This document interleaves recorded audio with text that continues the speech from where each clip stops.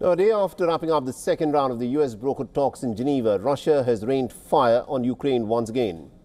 Now, Kiev claims that Moscow fired about 37 drones, 29 of which were shot down. And Ukraine too has hit back, targeting a Russian oil refinery as the war continues to rage on. A new investigation is now raising some pretty uncomfortable questions for the West. Russian missiles are striking Ukraine, still powered by Western technology. And our next report tells you more.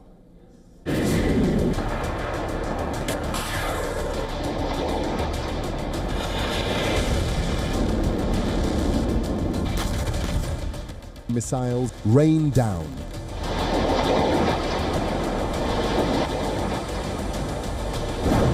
Sirens scream.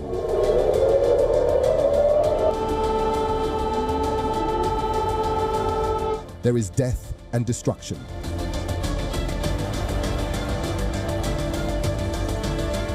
Ukraine is facing one deadly Russian assault after another, forcing Ukrainians to flee amid freezing temperatures. The Ukrainian soldiers are running low on ammunition. The supplies from its Western allies are drying up fast, but the Russian military is only intensifying its assault. Drones and missiles are raining down daily.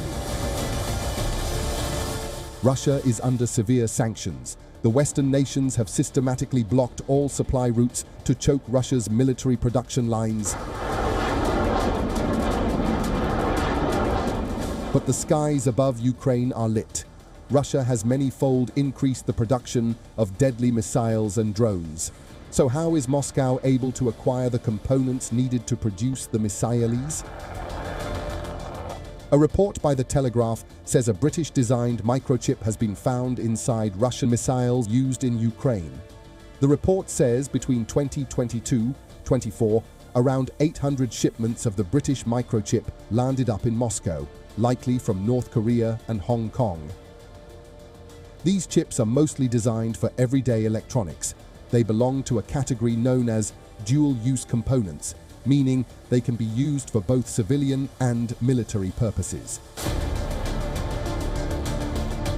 Western sanctions were meant to choke off Russia's supply lines, but Moscow seems to have found a way. Its weapons industry is exploiting Western electronics to its advantage. Experts say Russia relies on a shadow network of middlemen, shell companies, and rerouted supply chains. And this isn't a one-off.